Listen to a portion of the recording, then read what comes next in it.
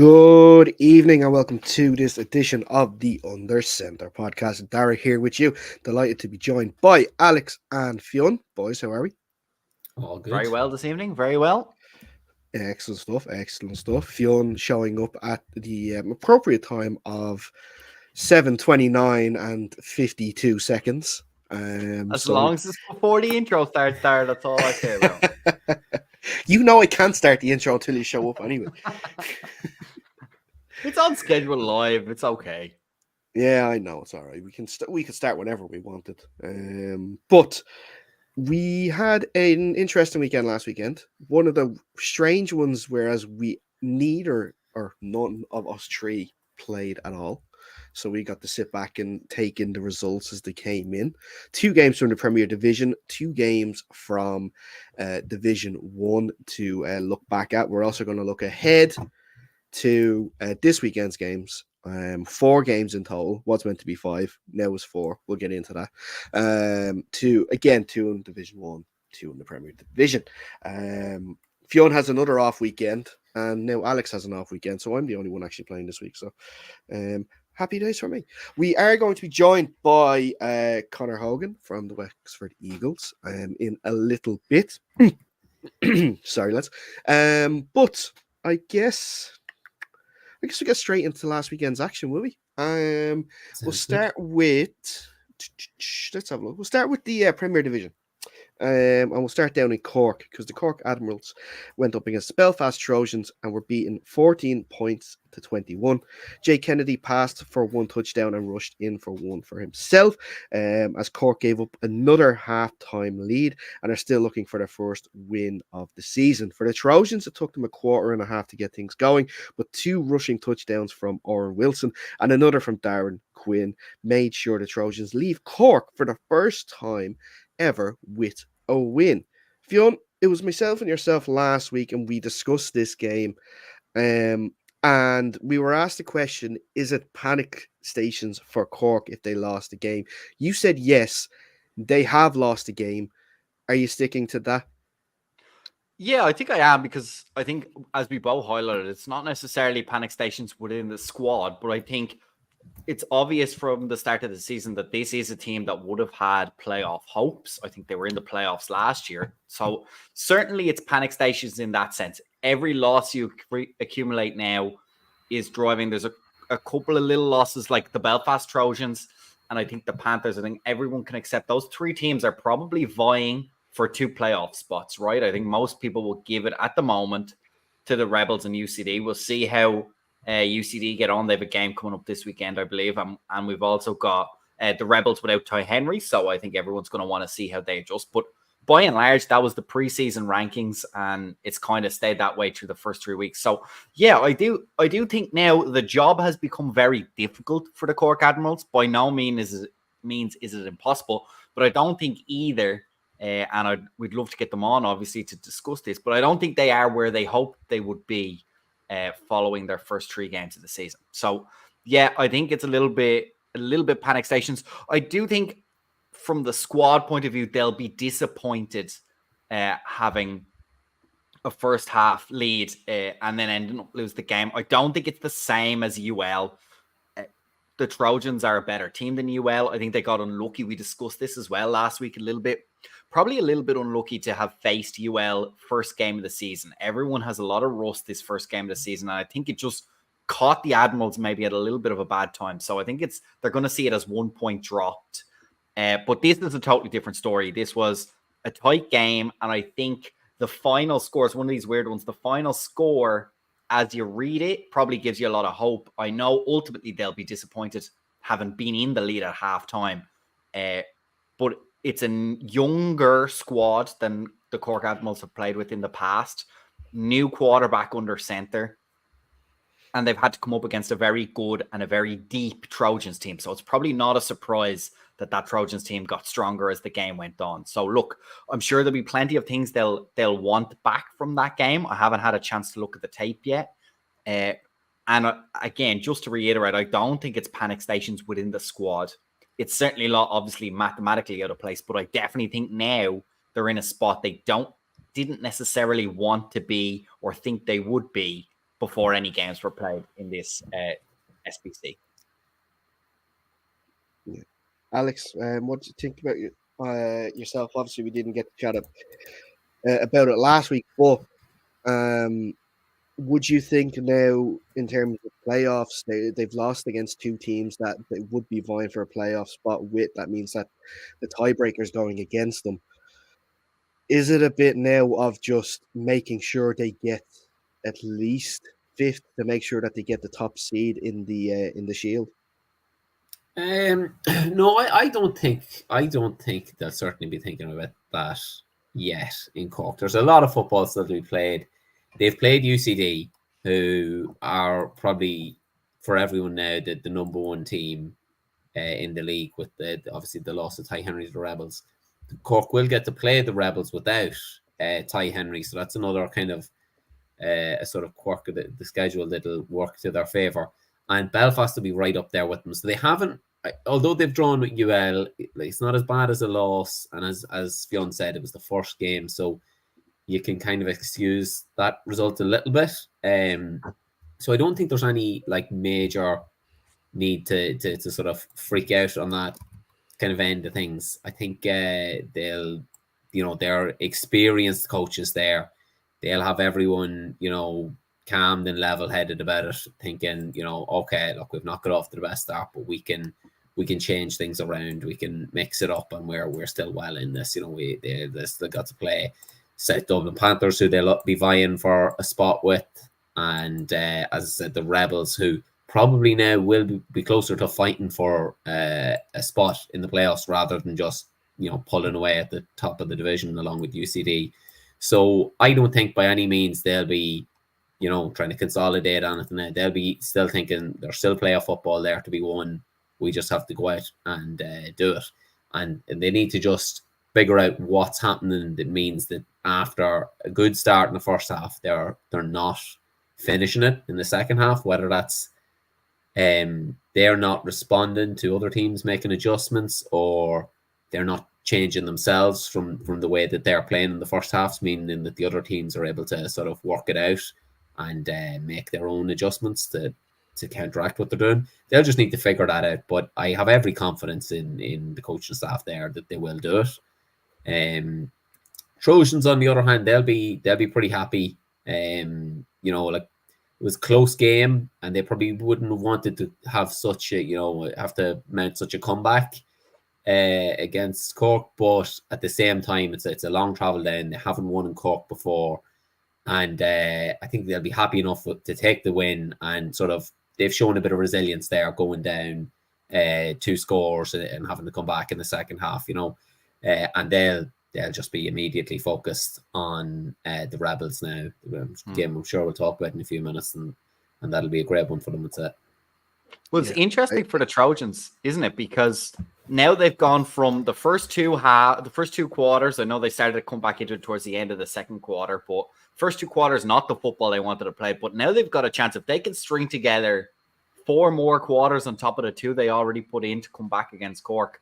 Their season looks fantastic, and they look in great position. If they can capitalize on the Rebels having to play this first game, because you have to assume, no matter how capable the Rebels are, and they certainly have, as we discussed last week, they're a depth at all positions and talent at all positions. It is not just a Ty Henry show by any stretch of the imagination for that Rebels team. But I think where the Trojans have the advantage is they get to play them right week 1. This is almost the restart of the Rebels season now, because you won't be able to play exactly the same offense. Now, they could easily not skip a beat, and that's perfectly capable. But I think if you've got the best shot of playing a disrupted Rebels team, it's going to be this first game without Ty Henry under center.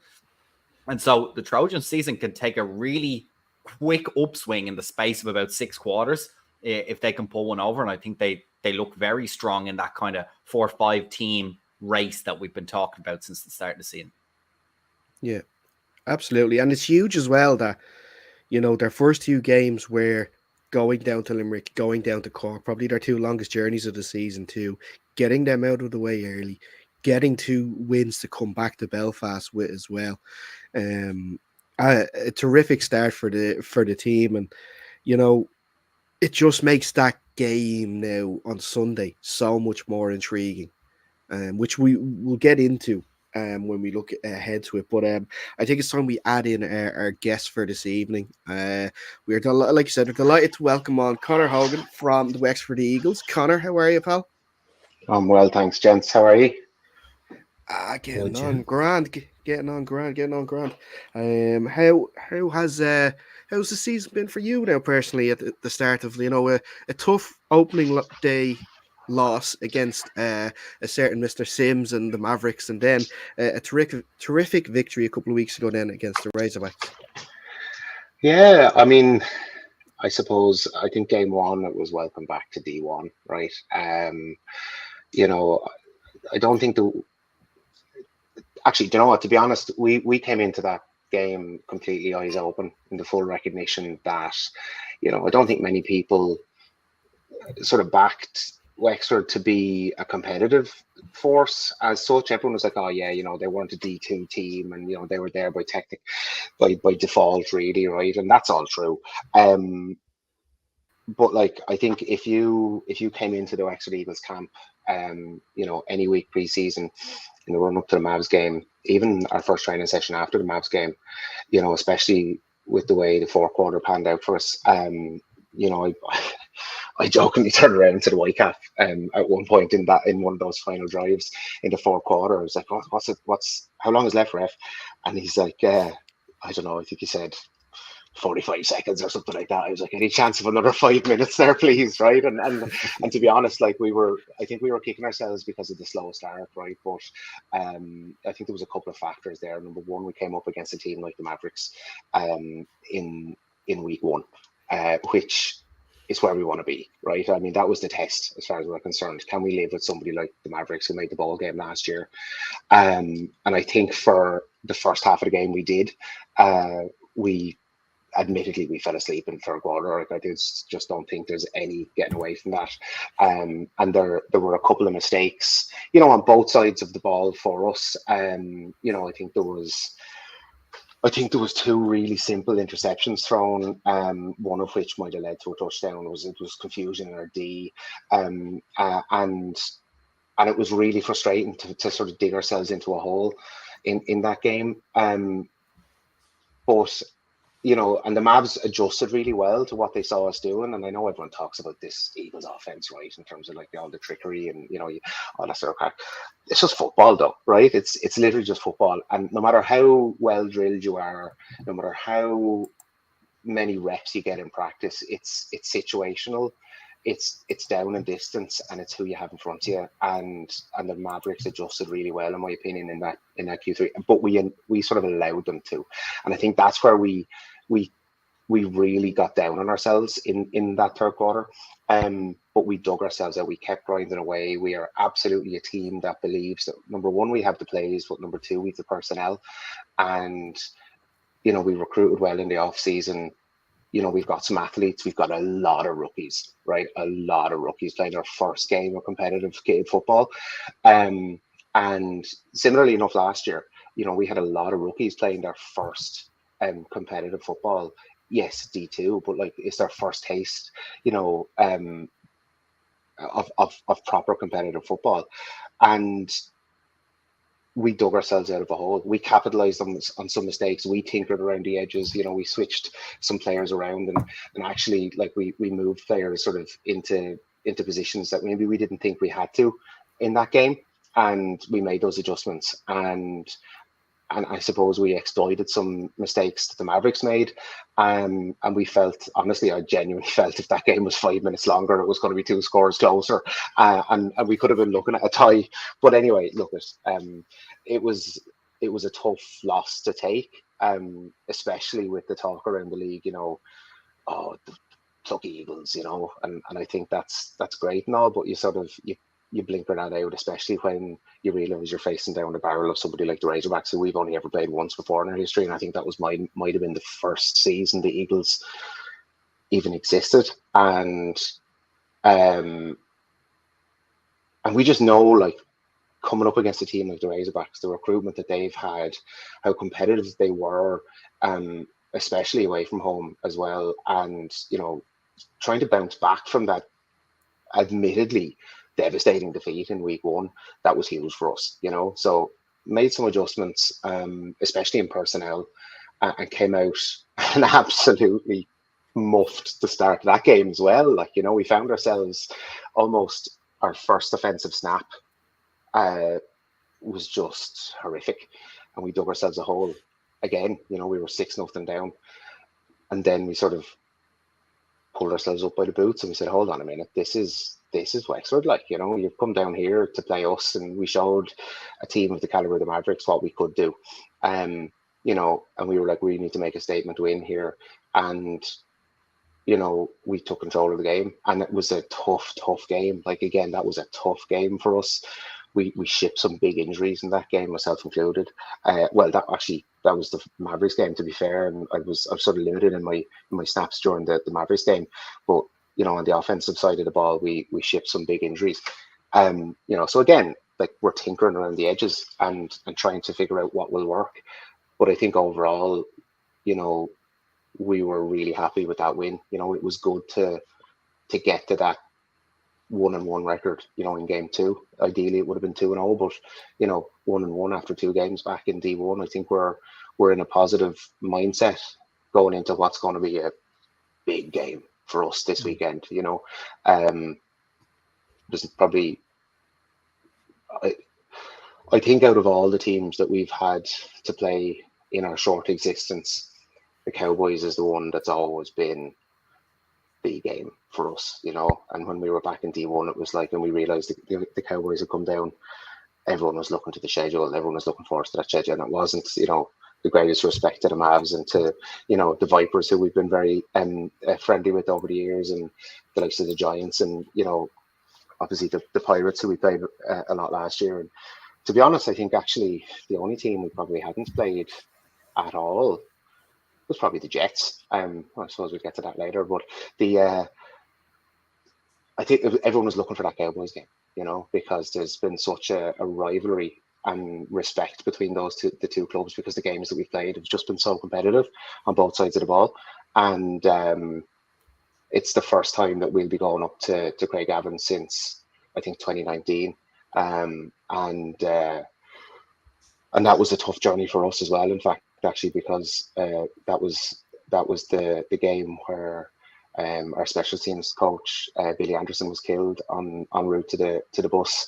And so that game was delayed, and we went up there. That was a tough trip for the entire club. Like, so going back up there this weekend is that was chalked down a long time ago. And I think the Cowboys they're a phenomenal outfit. So going into that game 1-1, there's a lot riding, I think, on our season already. Just because this division is so stacked ultimately, and we see ourselves as a team that wants to fight with the Cowboys and the Mavericks and the Rhinos for, those top four positions.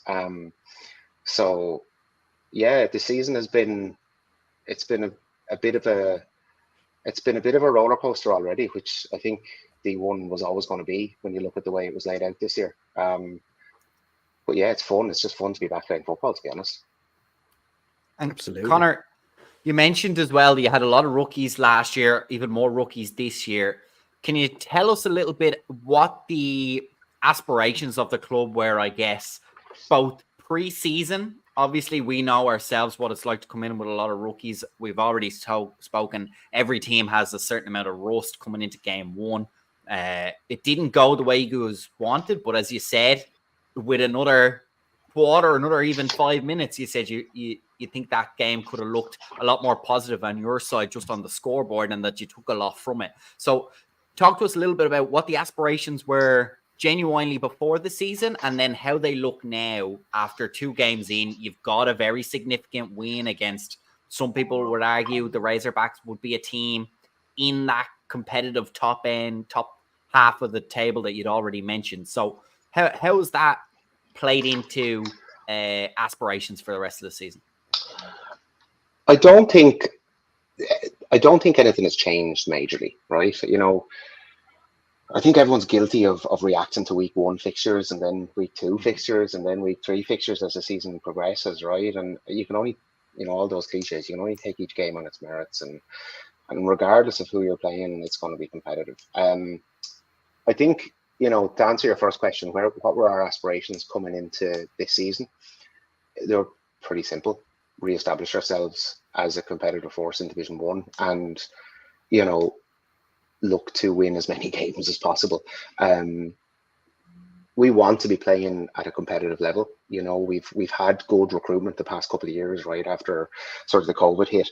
And, the new committee has been working tirelessly to establish the club for the future, not just for, last season. It was a huge amount of work and heavy lifting done last year, more so even this year, around sort of future-proofing the club, right? And there's some big plans that will take time to execute, and I think one of the aspects of that will be the football on the field, of course, right? Because you're not just here to run and to be the administrators of a club or anything like that, but actually it's to get a bunch of lads together, and not even just lads this year, thankfully, and play ball and do what we all love, and have fun, and see when those fixtures come out, mark them down on a calendar and work towards them and continuously get better. So originally, I think when we got back together, sort of after last year, the mantra through the club was like, what do we want to achieve, and it was all about evolving back into a force. And there's always a lot of talk about the offense and about us being a run heavy team. I think probably as most teams are when they sort of establish themselves in the league, right? And we've always had a good run game. I think passing has probably been something that we would have always liked to have done, but maybe personnel weren't always there in the right spots at the time. We've unearthed some serious talent, which is fantastic, and it's about coaching them up and getting them used to being in the right spot for the QB to put the ball there, and for the QB to get the time to be able to pick his right pass and to make the right decisions, and we talked about evolving back, I suppose, in one sense, but evolving into the new Wexford Eagles and to being competitive. So I think over 2 games we've achieved that largely. I think there's been probably 2 quarters of the last 2 games where we didn't really achieve that. We fell asleep in the 3rd quarter right after half time in the first game, and we just didn't start well against the Razorbacks. And it just goes to show you how much more competitive D1 football is than D2, and I spent a season playing with the Panthers, and that was eye-opening for me in terms of the step up into SBC level football, and just how competitive it is, not just in the trenches but at each training session, and how much more alert every player has to be. And I feel that same difference in this club this year, which is fantastic. Not saying that we're at SBC level by any stretch of the imagination, right? But I don't think we were setting ourselves up to fail by saying what we wanted to do was evolve into a force in D1. And I'd be lying if I said my personal ambition wasn't to make the playoffs, because it absolutely is. And I think after the first 2 games, we still think we can achieve that, and there's a big game happening this weekend, which will, in one sense, and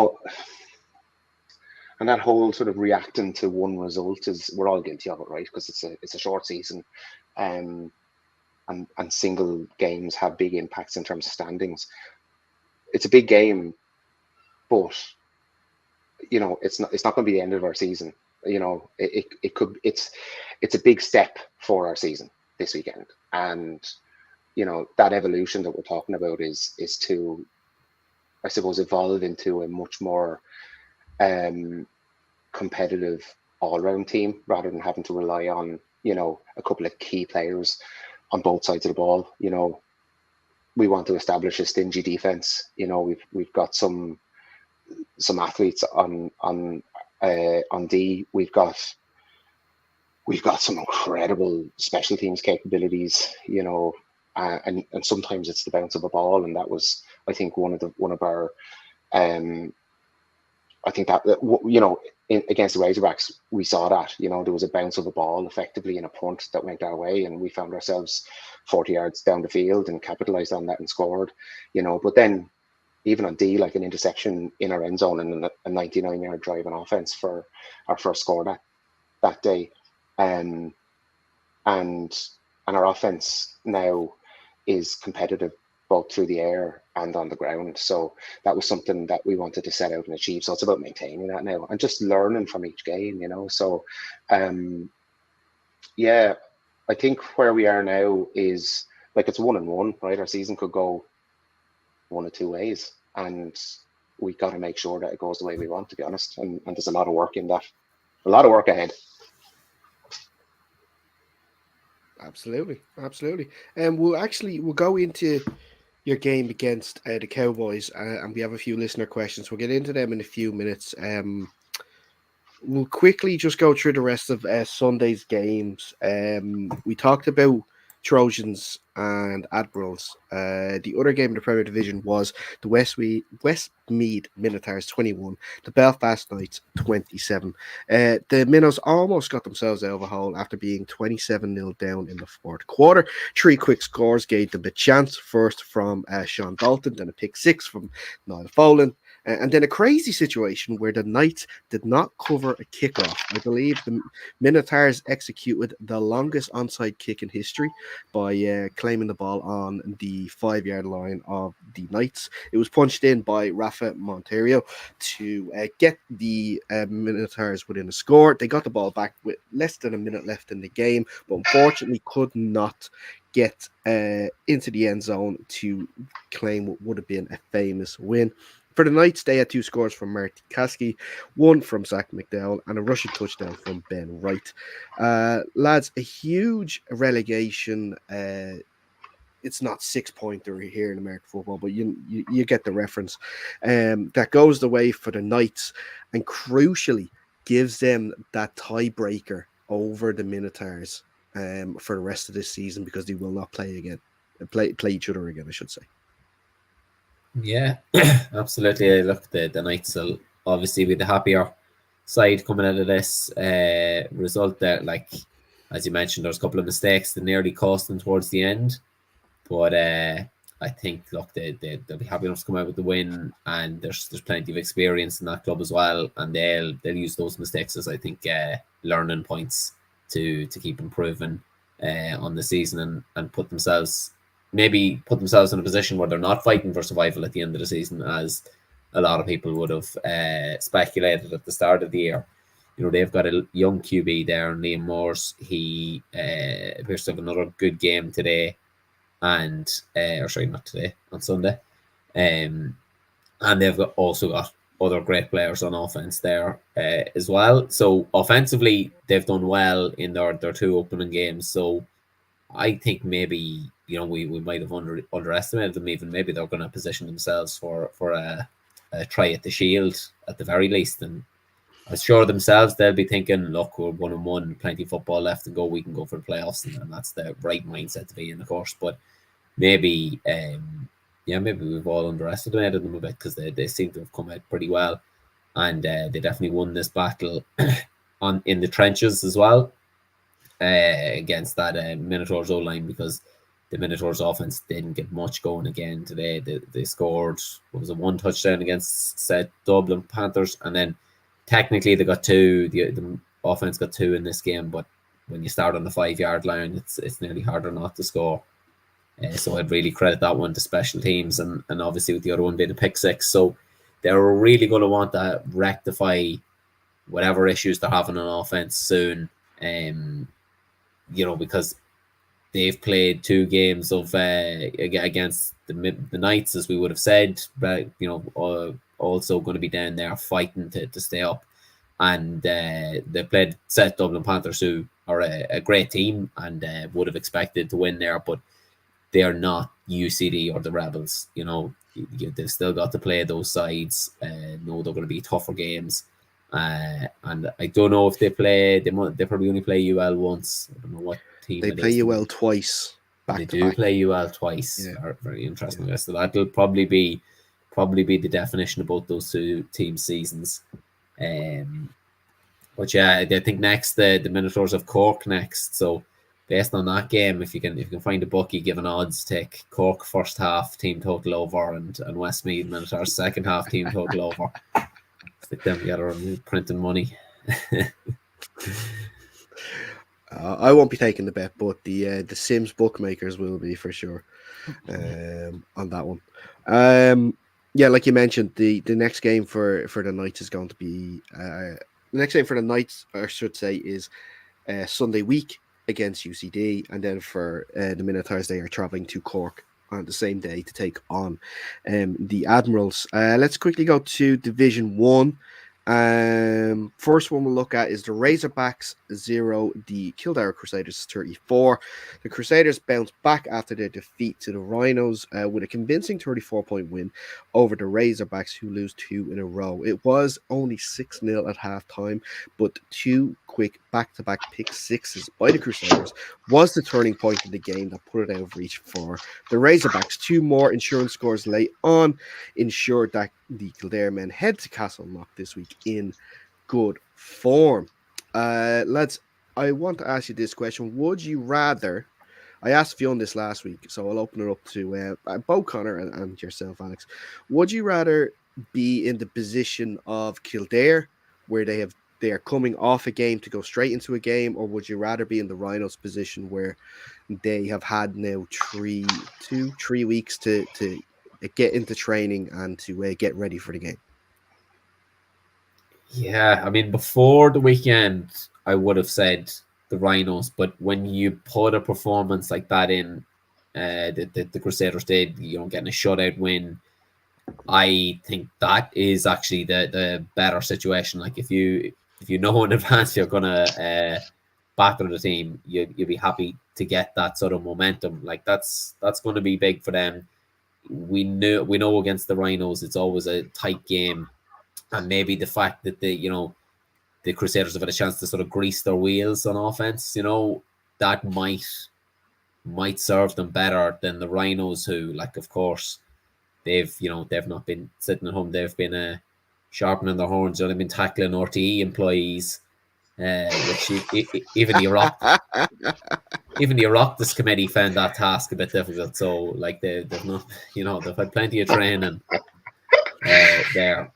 So I think the situation you'd want to be in is the Crusaders. Maybe that their offense can pick up on that momentum, like getting a great second half, and they can use it to their advantage against the Rhinos, who maybe haven't had the same opportunity to tune their offense because it was a slow burner the last time they met.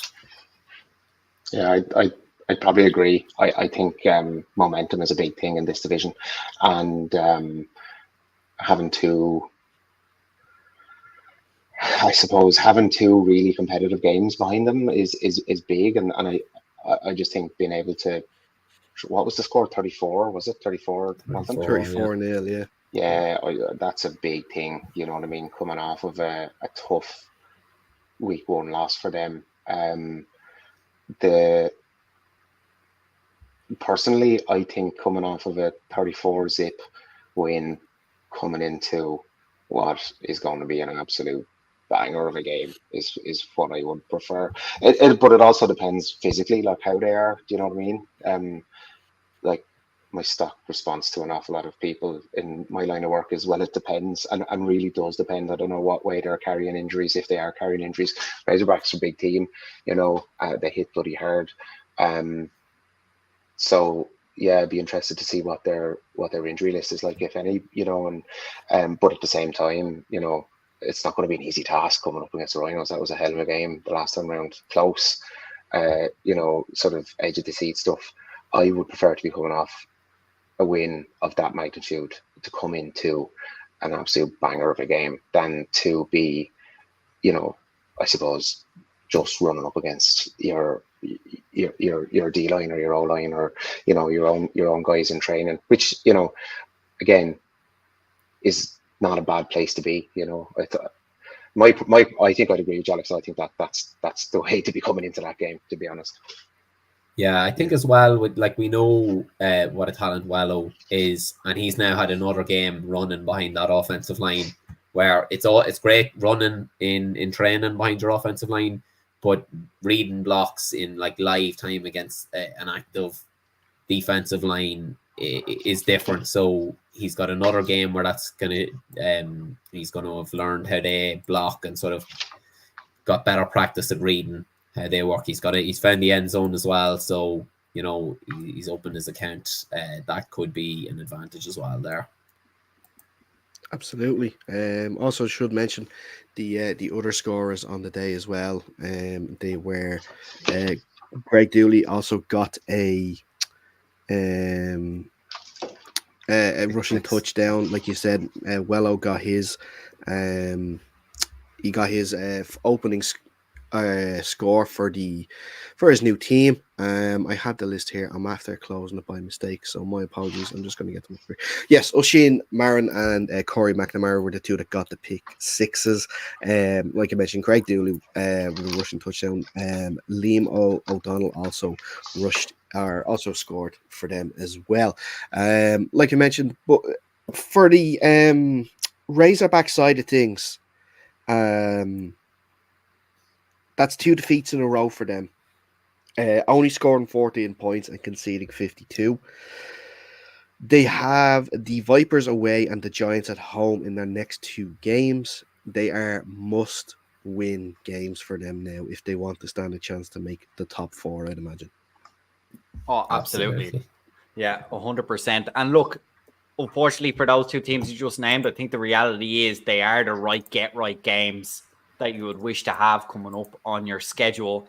I think the Razorbacks will be a bit deflated. I think a tough loss against the Eagles, that they're in competitive games, you know what I mean? You think they're 2 teams around the same area. Kildare as well, and the Rhinos would also be in that region for me. So to have a competitive loss and then kind of drop down another level and not be able to score points and get points on the board, that for me is going to be the most disappointing bit for them. They're trending in the wrong direction, but as I said, I think they'll be happy to see these 2 games come up on the schedule when they do. They're reasonably good get-right games. So, yeah, I think, look, we'll wait and see. I picked them. I picked them to beat the Crusaders. I said I'd given them a bit of stick, saying I'm not sure where they are, and I think they got a little bit flattered by their week 1 performance against the Jets team that we'll talk about a little bit later on. But, look, they came out reasonably okay against the Eagles. I don't think it looked great against the Kildare Crusaders. So now they really do need to win. But again, I think they are capable of it. But yeah, I think there's work still to be done in that Razorbacks room, especially the offensive room. I think they'll be disappointed not to get points at all on the Razorbacks. Look, this can happen. As you said, two of those scores were pick sixes. As much as you don't like to throw them, there's not a whole lot you can do, right? To a certain extent, you want to shake them off and get moving again. So I think ultimately the most disappointing thing for the Razorbacks will be not to be able to put points on the board. Yeah. Yes. Absolutely. Right, let's move on to the last game of the weekend, and that is the Donegal Derry Vipers 6, the Causeway Giants 6. Pretty much similar game to a couple of weeks ago, minus the Jig McCoy last minute touchdown. Even the same scorers from the last day. Jason Reed same for weather the as well Vipers there. and Tony. It's same weather as well, actually. Yeah, but you know, I apologize to both teams that we're not going to give it the sort of review and the sort of talk that it deserves. But you know, I can't not bring up the photo that went around after that game for the TPO and his chips. Chipgate. Look, listen, are we calling it Chipgate? We can call it Chipgate if you want. I don't mind. It's you have to say gate anyway. Chippy Gate or something you can call it. But look, I got extremely pissed off when I saw that photo. I think that for not just us as a show and not just me as a show host, but also as someone who plays in this league that wants to grow this league, it's putting just a stain on it at the moment. It's just making it seem like we don't give a shit, and we do. Like, we want to make this league better. We've seen Irish players go over to Europe and the UK and perform well, and now they're getting scholarships over in the United States. And this sort of stuff is going to pull us back and sort of not help us progress. It's, and the fact that they're laughing it off and think of it as a big joke, it's not. Like, if you're late getting your food, leave it. Just leave the fucking food. Who cares about the food? Bring a packed lunch, for fuck's sake. But look, Dara, myself and yourself. I give out just one thing. And one thing that I haven't seen spoken about on it, and I think that should be spoken about on it, is I don't know who the Whitecap was that day, but whoever with the Whitecap should have seen that and should have told them to put that stuff away, because that's ridiculous. Mm-hmm. You're not paying attention, and that is also a problem that the Whitecap allowed that.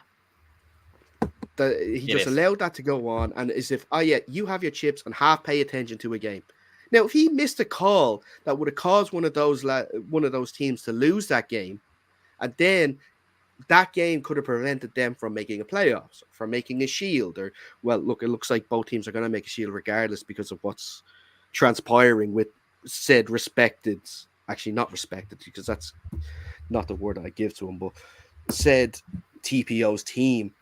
It looks like they'll both get into the shield at least anyway, but it really pissed me off that the work that we're trying to do to improve the league and to make it better and to get more people playing and to make the standards better, and this sort of stuff is going to start dragging us down. I'm sorry for the rant, but I'll let you guys give me your opinions on it. Yeah, look, and myself and yourself, Dara, we're TPOs. Alex, I don't know if you're a TPO for the Mavs or if you've done reffing experience, but look, we know it's difficult. You got to show up 2 hours before the game. No one wants to be there, right? But we have to volunteer our time because it's how the league is run. We don't have enough full-time refs, and it's very important. It's an important job. It's a serious job, and when you get there, you have to do it to your best of your abilities. We've got lads every week on every sideline bemoaning the Whitecaps' performance. There's a missed hold here. Everything is obvious when it's for your team and is outrageous when it's given against your team. But the reality is the Whitecaps can only do so much. They need TPOs there to do the job properly. Number one, it always grinds my gears a little bit when lads who won't do the TPO training give out about how badly the games are being called and then don't ever have to put in the effort on their end. And on the flip side, how are the Whitecaps and the official refs ever supposed to be able to do their job properly when the TPOs aren't committing and they're doing the job for us, right? You're reffing another team's game in the way that you would want your game to be reffed. I think it's hugely disappointing. It's massively disappointing. And as you mentioned, Dara, this is as serious as we make it. It's a hobby. No one's playing this game professionally. But the reality is the standard is getting better between the lines, and it has to get better on the lines. It has to get better from an officiating point of view. And you know what? As much as I agree with you, the Whitecap should have not allowed that to continue. You got to have, as a TPO, we got to take our job seriously.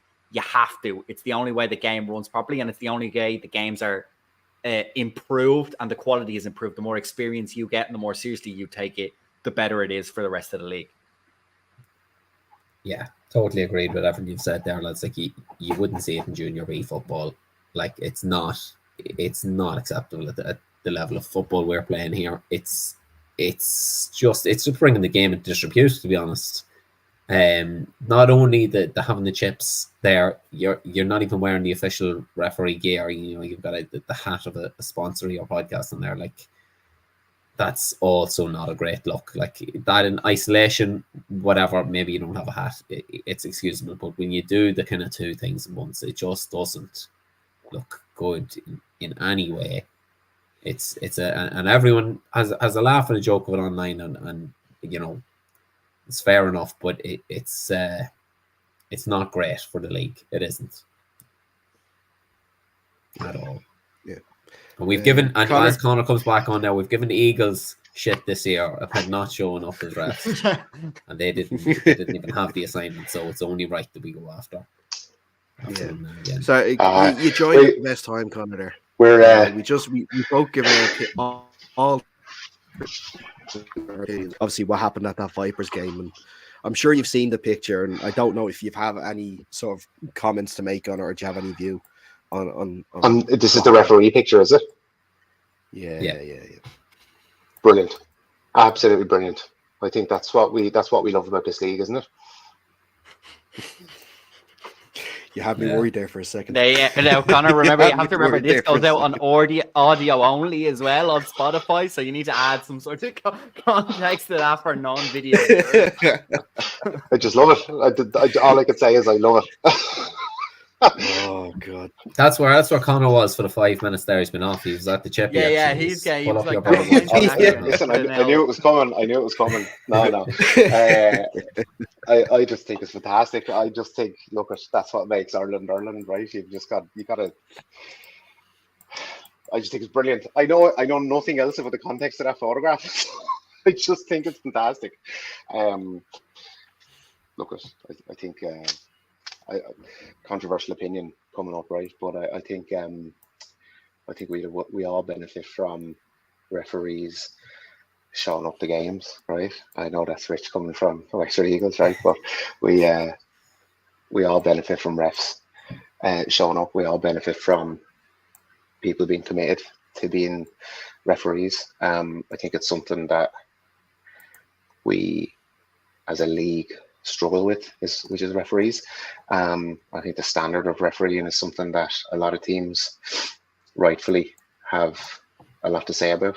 But don't begrudge a man or a woman having a burger in the middle of the day, right? American football games are long games, and let's face it, if you're throwing lots of flags, they're very long as well. So he could get his hand on a flag anyway. He was too busy getting the ships. Look at I think refereeing standards and stuff. It's hard to come down hard on TPOs. That's all I can say. It's hard to come down hard on TPOs because they're TPOs. If they were full-time refs, I think it'd be a different story. But they're not. Do you know what I mean? So pinch of salt and vinegar, maybe. Well, look, the only thing I'd say, Conor, and I appreciate what you're saying as well. Look, at the end of the day, we like to have a bit of fun. We like to bring the Irish atmosphere. But the only thing that bugs me is if that picture isn't like a while the play is dead, I think that's the problem, right? If the play is live, if the game is ongoing, you had your break, you missed your lunch. We've all been there. It's a long day, as you said. You do get hungry, but I just feel like when it gets to the point where it genuinely does impact his ability to be able to call the game, I think that's where, for me, it just transitions a little bit into it's gone beyond fun now. And we just if you can, as Dara said, just put it down. You missed it. It's unfortunate. It's a long day, but look, I'd love if that photo was, oh, look at the ref having a burger in the ref's huddle at halftime, more than on a sideline with players in the background. No, I agree. And for audio viewers, tongue firmly in cheek, right? But I think fundamentally, like league reffing standards need a lot of focus and attention. And you know, 100%. I have to say, like, you know, yes, from an Eagles perspective, right, we missed an assignment through a technical error, shall we say, right? And comms issues happen occasionally, right? But hands up, we've 14 trained TPOs now, you know. We did not have one. Maybe we had one or two last year. Do you know what I mean? So, like, when I say that you have to take these things seriously, you do, like, do you know what I mean? Because the league, I think every other team is dependent on every other team, you know. And if it's only 3 or 4 assignments throughout the year, it's not that much.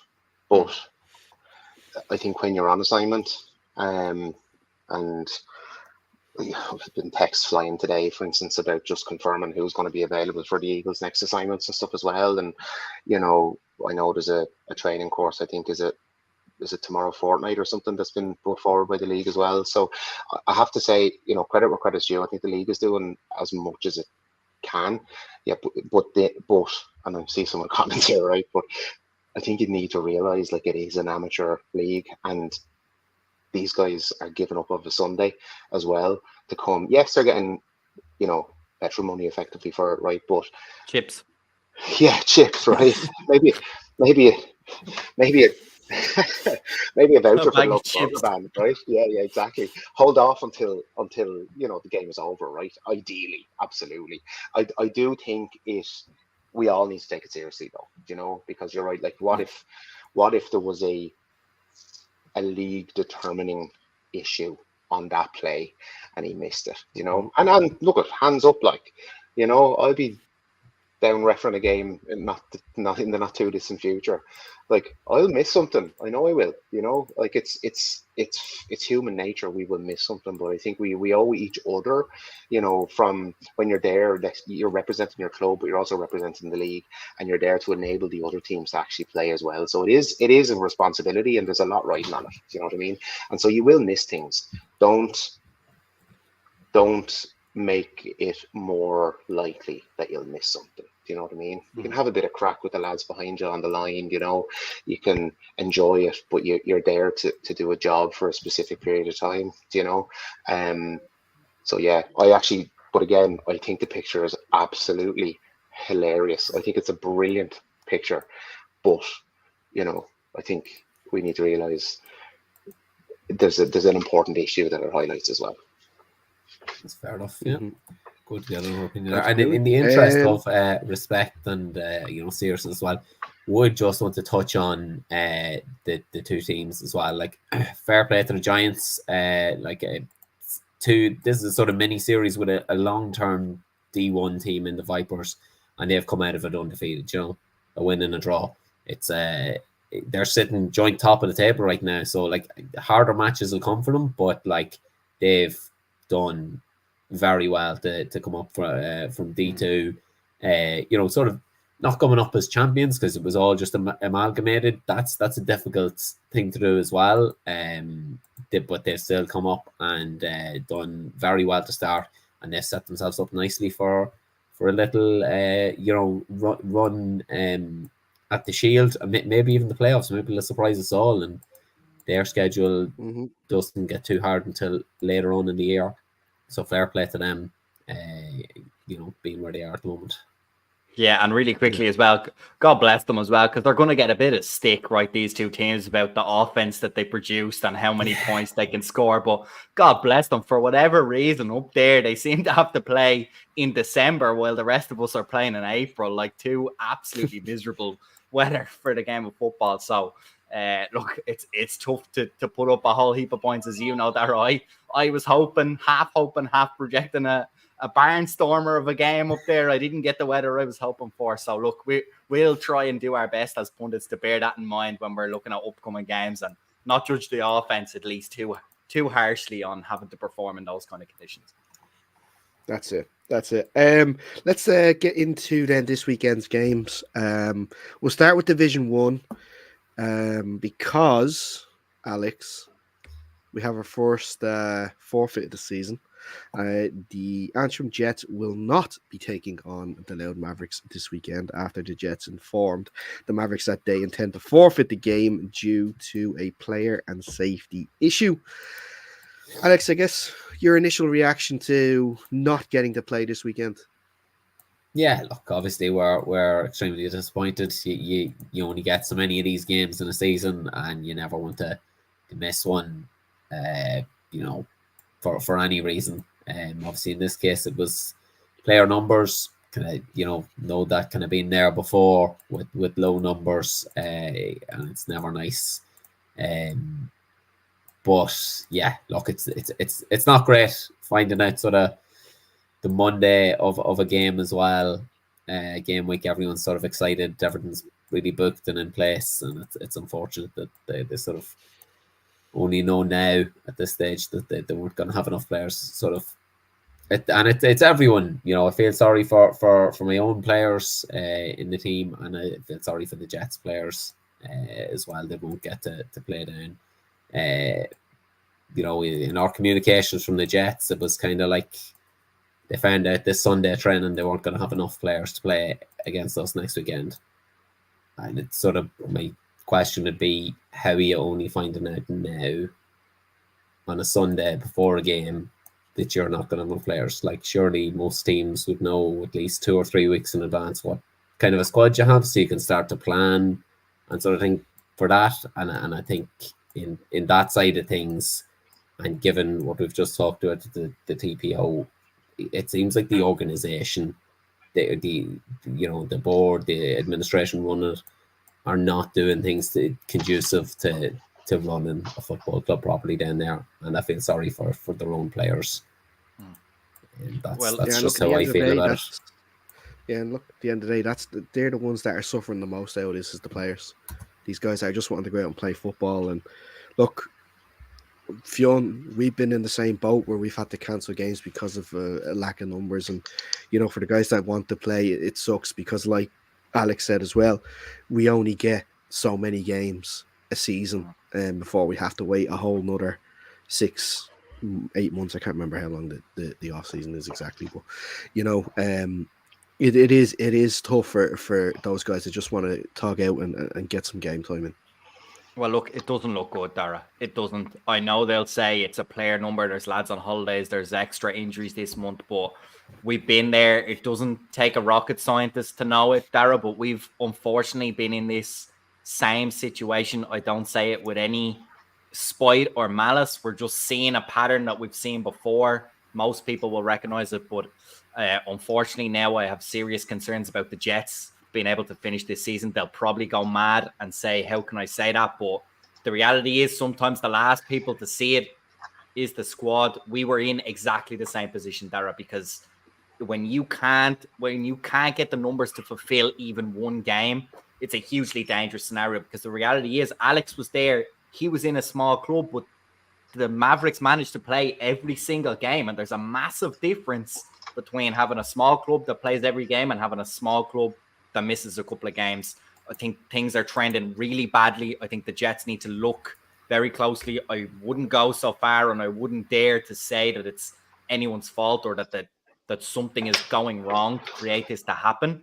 But let's just say something has to change quickly if we're going to be convinced, both as league participants and as league observers, that this is a one-off and that the Jets will be able to complete out the season. Because the reality is, we don't like to see this. We like to see all the teams flourish. We like to see all the games played. Nobody likes to see forfeits and walkovers. It throws absolute wrinkles towards the end of the season, especially when some games get played, other games don't. I got 30 points, but you got to play and you got 40 points, or you got to play and you only scored 7 points, but I got a walkover. And how do we balance all that stuff? It gets super messy. So look, we always hope for the positive. We always wish the positive for every club, but I have to say, from our point of view, from our experience there, it doesn't look good.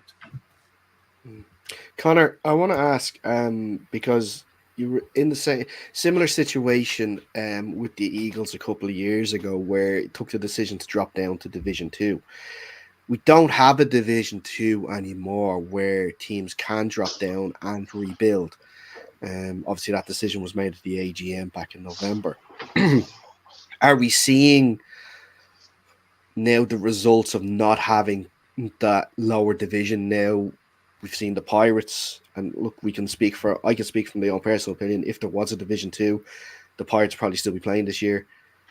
The Jets now, if they were meant to go into Division 2 this year, if they were in Division 2, maybe they could get away with playing these games with lesser numbers. You guys got to go down to Division 2 to rebuild as well. Does this open a possible dialogue for the next AGM to bring back a Division 2 for those teams that may be struggling, to help get them to build up, so we're not losing so many teams? I think it's a really tough thing to balance, because it just goes to show how hard it is to run a competitive league in a country this small, to be honest. I agree with Fionn. I think it doesn't look good, right? And that's just because it's the first in season forfeit. You know, it was. I think I was sad to see the Pirates not compete this year. You know, like we had a couple of really good games last year with you guys. You know, like, and you never like to see a team fold. Put it that way. You know, like, and we were close to, you know, just not coming back, to be honest, you know. And it was a player numbers issue, it was a commitment issue, it was a, you know, administration issue, it was a loads of different things, right? I'm just looking at the schedule here. Like, the Jets played the Razorbacks on March the 3rd, and were, you know, the Razorbacks hopped off them 44 zip. You know, if you're struggling for numbers, it's hard to get lads to come to training to make up the numbers. But March the 3rd is a month ago now. So to your point, Alex, like, you know, you're kind of going to know numbers wise, unless they shipped a couple of injuries that they thought they might get players back from. But I would worry just on the basis that it's not a good sign. It's not a good sign. I'm like, that's our next home game, is to play the Jets. We're away to the Cowboys, and we're away to the Crusaders. Right, we've a tough couple of games coming up, and then we have a home game against the Jets. If that doesn't go ahead, we don't get a home game for about 2.5 months. So we're not due to play at home from the Razorbacks game on the 24th of March until like the 30th of June. You know, it's 3 months stint. We're technically on the road, right? But it calls into question the wisdom of merging D1 and D2 this year. But I think that's a bit of a roundabout issue. You know, we seem to be, it's cyclical. It comes around every couple of years, doesn't it? D2 gets spun up and then it gets dropped because of teams, you know, folding and coming back and forth, and that. I think it's a challenge, you know. I think it's just a challenge of the administration of the game. I suppose there was a couple of proposals, I think, brought to the AGM or in advance of the AGM around what a restructured SVC might look like, what a restructured D1 might look like. But I think there's, you know, it doesn't look good. You know, unfortunately, it doesn't look good. And yes, it's a 30 zip, you know, walkover for the Mavs. But, you know, the Mavs could have backed themselves to put 50 on the Jets, perhaps, you know. And I think, looking at the schedule, I think the Jets play the Giants twice, and so if they fold, that's too automatic. That's 2 wins for the Giants. That would leave them three wins out of 4 games. I think they played the Rhinos or something in between that as well. But, you know, that's a significant chunk of the way towards you know, challenging for a playoff spot, which, you know, is that fair when some teams that are maybe more likely to fold give an unfair advantage through the schedule to other teams? You know, it strength of schedule sort of gets upended a little bit as well. But again, I'm jumping 2 and 3 and 4 steps down the road here. You know, I feel sorry for the Jets, you know, for the players that were probably gearing up to play this weekend. I feel sorry for the Mavs because, you know, again, you know, a run out against you know, any football team is better than no football team. And yeah, it's not nice to see in season forfeits. You know, it skews the season, unfortunately, and it's just never nice to see a club struggle. It really isn't. You know, we were there, and we could be there again. Yeah. Look, it's a messy one. I think with the league structure, to be fair, like, there was an extensive work put into figuring out a structure that worked for the season, and well, clearly you can argue that it hasn't worked this year, but it was always said that this is an interim solution. We're putting the 2 divisions together, and the sort of way things pan out will act as essentially as kind of seeding measures for next year if it needs to be changed up. I think it clearly does. If you say that the Pirates and the Jets are, well, the Pirates, if you say they're an active AFI team, they're gone into sort of rebuilding mode. There, you have 18 teams. You could have 6-team divisions, and maybe that would sort of even it out and sort of bring the levels a bit closer in each division. I think that would actually generate 3 really competitive divisions, rather than at the minute we have 2 divisions where there's a very clear top half and bottom half. Maybe that's something we could look at. DV8s is another one that could be looked at, going forward. I don't know how popular it was. I wasn't around during the Mavericks DV8s time, so I'm not sure how much of a runner that is. But there are certainly solutions there. We just have to, as a league, entirely figure a way out that works best and implement that going forward. Yeah, I think it's going to need a balance, right, Alex? Because there's always going to be one team that holds out because they know if they vote for that 6, 6, and 6, that they're going to be put in the bottom division, and they don't personally feel like they should be there. But I think ultimately there is some wiggle room. I totally appreciate actually the getting rid of Division 2 this season. I think it wasn't viable with maybe 2 teams in it or just 1 team in it. So I don't think the league in this case had any really alternative. But yeah, going forward, I think it's going to take a change in attitude from all the teams, or at least a willingness to bear some pain or to be quote unquote insulted or slighted by a couple of teams just to end up where they don't think they deserve to be in order for any other workaround to get done. And I think they're not obliged to do that. Right. I don't think it guarantees the growth of the game. I think we can certainly make a case for it, but they could also make a case for not wanting to do that. So it's a long process. I think in fairness to the commission and the league, they are at least open to trying. I know they've committed to reviewing the current setup every year at the AGM and are certainly open to listening to alternatives. So look, I think the trial and error way is the only way to go. We'll only know 15 years down the road whether it was the right decision. Whatever way we choose to bring the league, but there's certainly room for improvement, Alex, and I agree with you strongly on that one. Yeah, well, that's actually another thing. I do think the league maybe need to take it out of the club's hands, because clubs who are voting for, like, say, my own, like the structure that I just suggested, 6, 6, and 6. The team who finishes second bottom in the SBC isn't going to vote for that because they don't want to be playing Division 1 football. Similarly, the teams at the bottom half of Division 1 aren't going to vote for that. But at a certain point, the league should, I think, take a longer term view on it, maybe do some studies of leagues around Europe, because, there's plenty of leagues in Europe that seem to be running, extremely successfully, and maybe look and see what the best solution is there. Is it just having, if you've got a strong first Premier Division like we do at the moment, leave it untouched and walk around with the Division 1, or do you just do a drastic overhaul to correct it? I don't know what the answer is, but I'm not paid the big bucks to figure out why. So no, you just paid the big bucks to give your opinion on it. That's all. So you're all right. That's it. Let's get into some games that actually will be taking place. Conor, we sort of gave a little bit of a preview to your game on Saturday against the Craigavon Cowboys.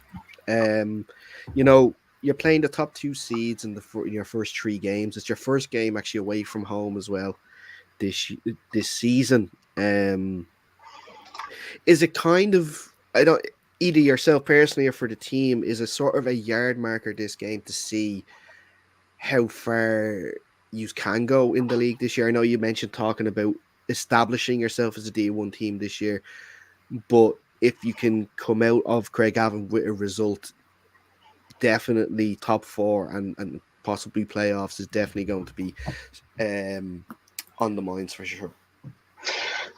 I suppose, yes, right, but one game at a time, right? We've a drive up the road to Craigavon, and we don't suffer fools gladly. Like, it's going to be a tough game. Like the Mavs was a tough game, and I know you can't read much into, well, the Mavs beat us and then they drew with the Cowboys, and so here's what's going to happen now in this game. But we're familiar with how the Cowboys operate. We've played them enough times over the years. Like every other team in this division, you're studying tape. We're trying to figure out what are they doing this year. They kept under wraps, I think, a little bit that Pete Loughlin was back at QB. They've got some big guys on the line. They've got some great receivers.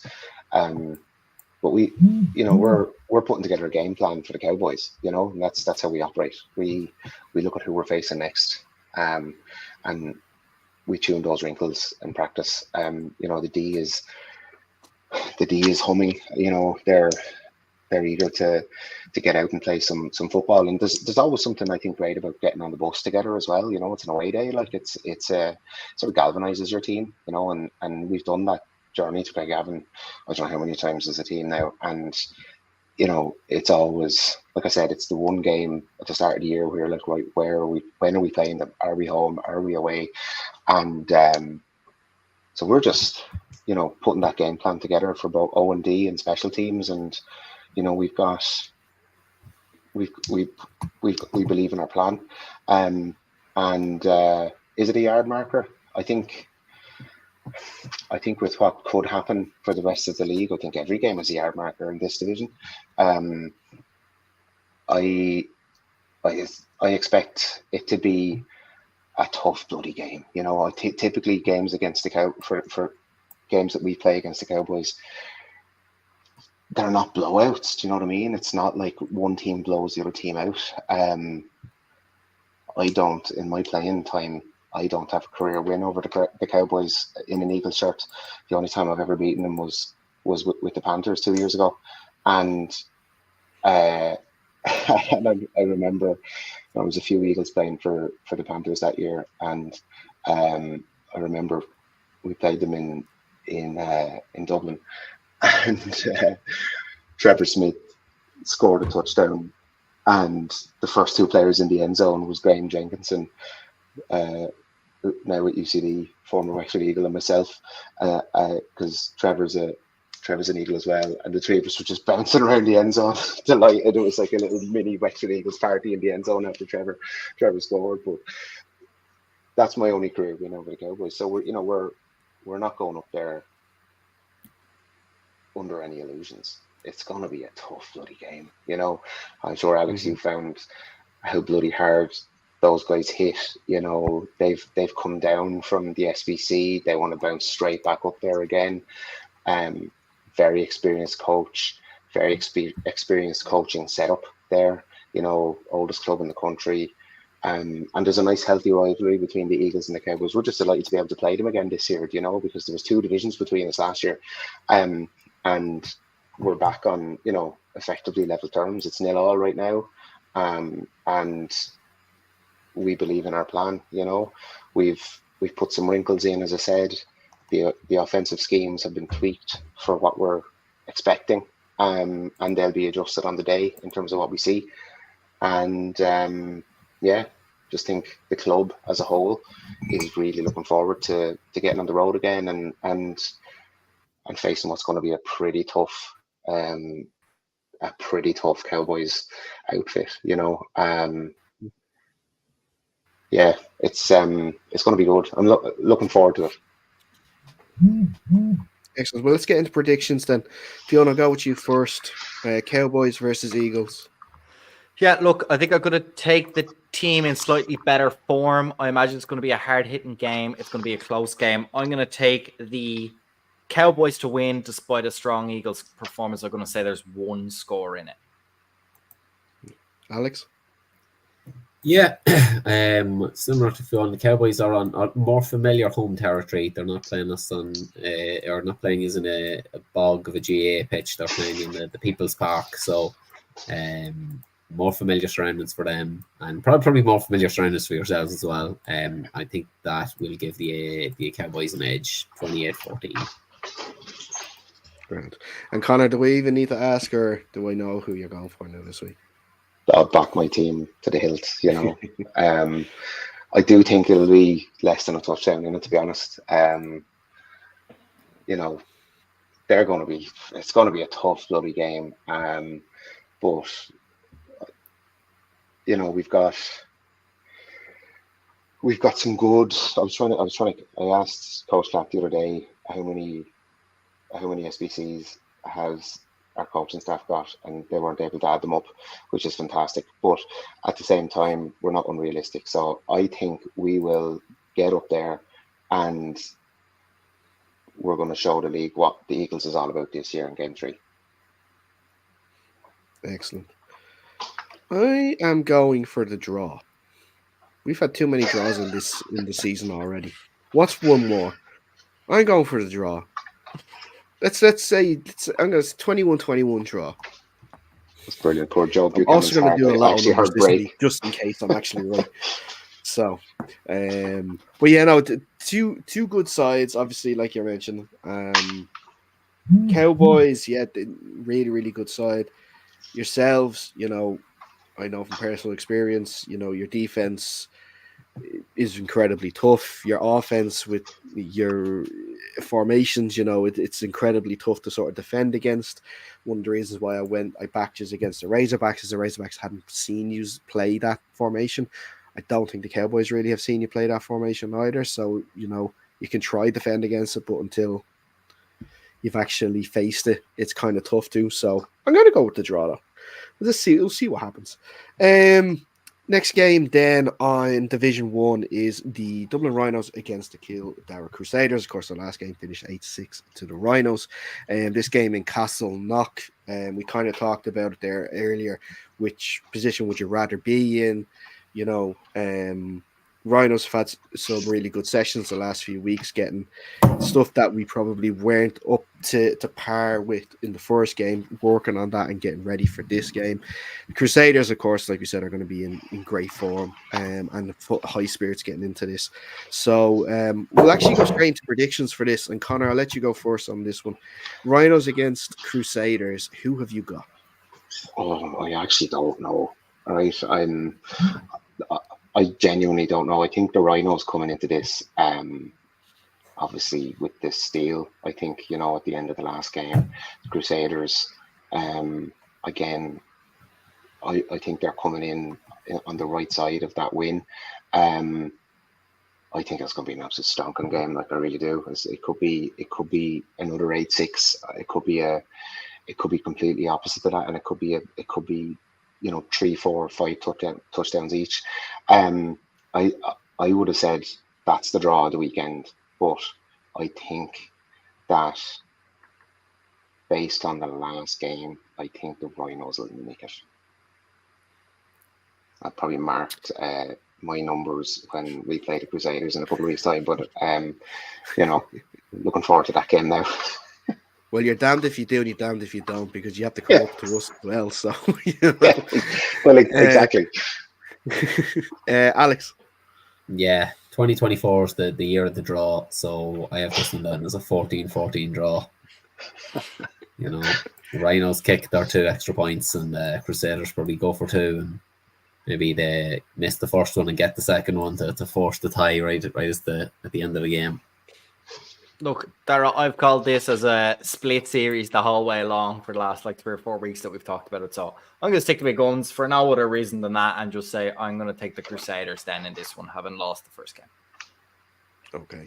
Interesting when it comes down to the head-to-head too, that the Crusaders to get to head-to-head over the Rhinos would have to beat them by more than 2 points.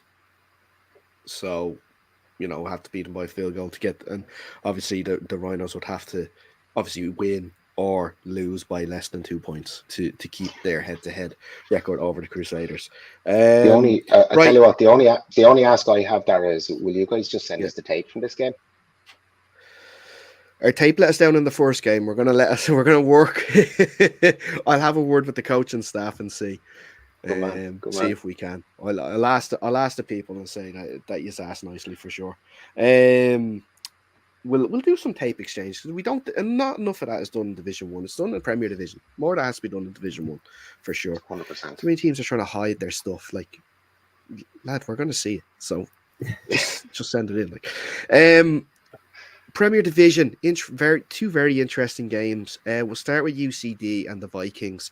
The Vikings are coming to their last of this sort of not nightmare stretch, but tough stretch to start the season. They played last year's top 4 consecutively. I think there's the Panthers next as well, so it's not really covered for them. oh no, with Fionn there, yeah, it's gonna be fine. Don't worry about it. But so then top 5 in a row, I should say. But so Yeah, UCD at home, 2 from 2 so far this year at home. Of course, the wins against the Rebels and the Admirals.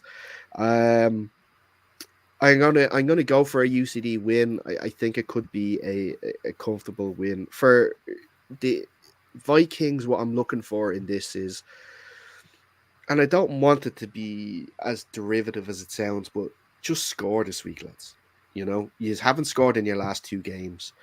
Um, Work on that. Get these small battles. I said it in that Rebels game as well. Looking ahead to it, set up these small battles for yourselves to win them. So on this first drive, let's get 2 to 3 first downs. On this second drive, let's go up the field and try and score. And let's just try and get that offense to where it was in week 1, especially the second half of week 1 where they came back against Cork.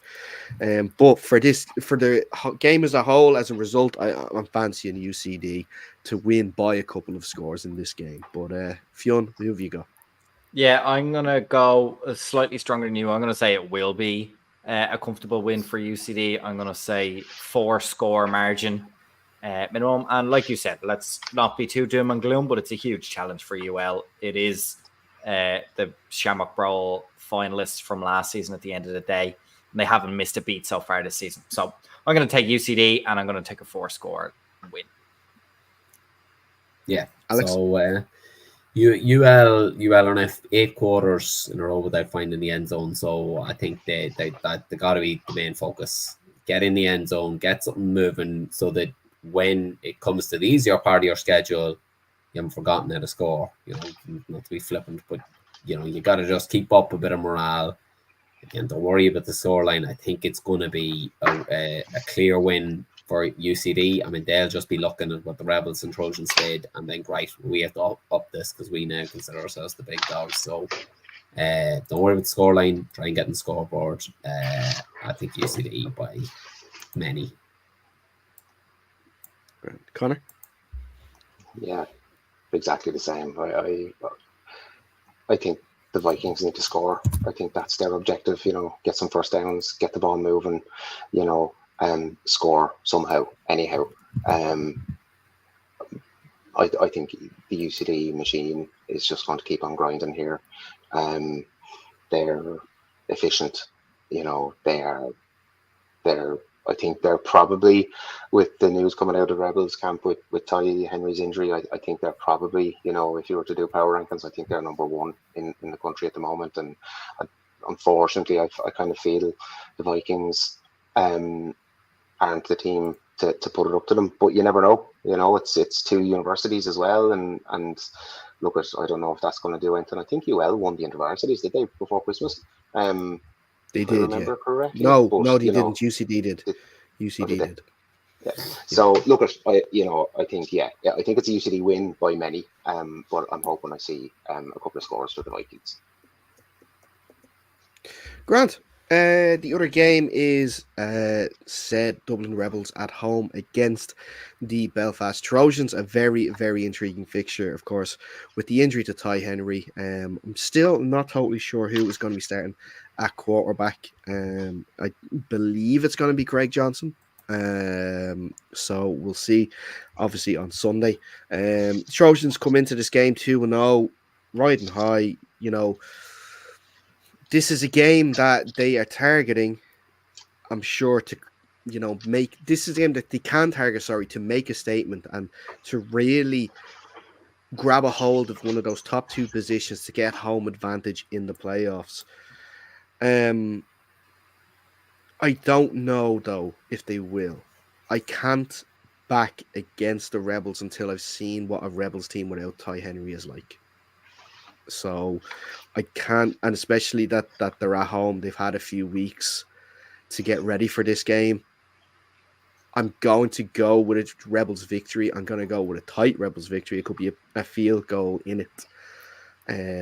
But I can't back against them. They're the Shamrock Bowl champions for a reason. I can't go against them until I've seen what they're like without Ty. So I'm going to go with a narrow Rebels win. Conor, I'll go to you first on this one. I think this is the game where we see what the Trojans are like. this year. You know, it's their is this their third road game in a row? They've been to Limerick, they've been to Cork, they're going to Dublin now. I think this is the Trojans. This is the yardstick for them. You know, especially now where QB1 and the Rebels is not there. One question I did have though was how much of the game did the Rebels play down in Limerick without Ty Henry? I don't know. It was the mid-second quarter.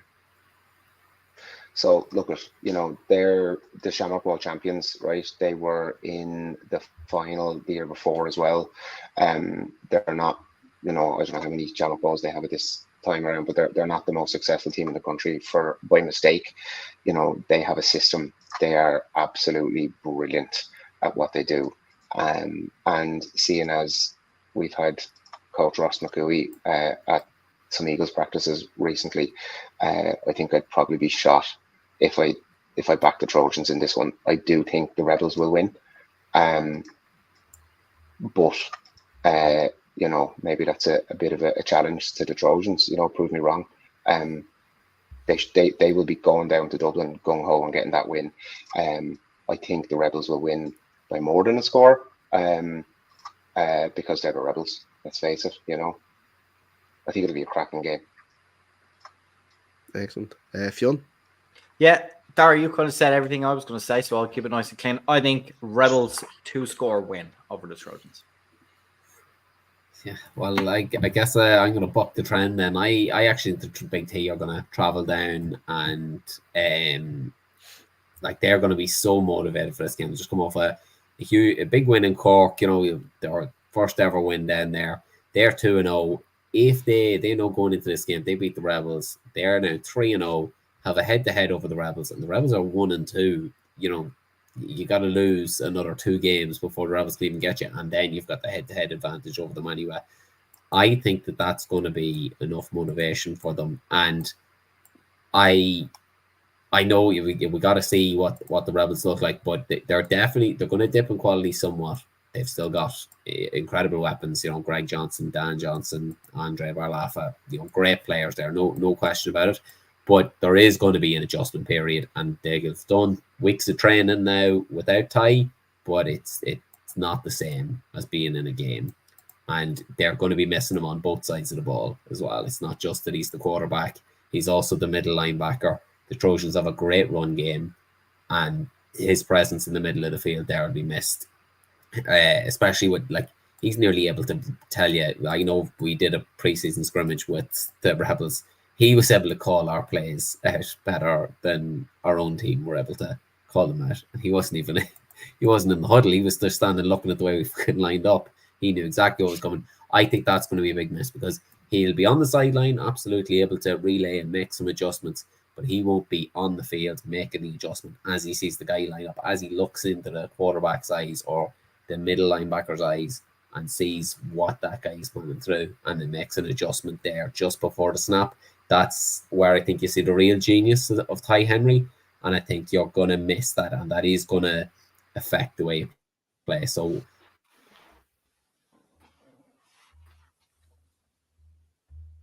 I think we've lost them. Trojans winning at 28. Absolute tenterhooks. 28. Trojans winning at 28 something. 28 Right, what? 28? What, Alex? You didn't tell us. 28-24. Okay. I think that's your internet telling you, lad, it's time to wrap it up, and I agree. That is our show for this evening. Thank you, Conor, so much for taking the time to pop on, and we wish you all the best of luck. And I'm looking forward to seeing you there in the start of June. I think you're coming up to Castleknock. Yeah, looking forward to it as well. Let's see what the season is looking like for us all around then, and hopefully we still have the Jets knocking about. Fingers crossed. Fingers crossed. Because look, the last thing that we want to see is more teams dropping out of the league. We want to see as many teams as possible. Fionn, Alex, as always, thank you so much. Pleasure. Same. Before Before we go very quickly, if you are watching us on YouTube, make sure you like this video and you're subscribed to the channel. If you haven't watched us on YouTube, you watch us on Instagram, or you're listening to us via our podcast system, make sure you go over to our YouTube and subscribe anyway, because just do it for the crack. We need the subscribers. We're nearly at 500. We just need one more subscriber is all we need. Let's go, boys. Come on. Yeah. We're finally getting the followers back after our April Fool's joke, which I will not be doing again now for a little while. Make sure you're following us on there at Under Center Pod, so you can be kept up to date with the latest league tables, statistics, fixtures, results from this year's AFI. And we'll be back again next week, where we'll be reviewing all of this week's games and looking forward to the following week's games as well. Lads, until next time, stay safe, and we will see you soon.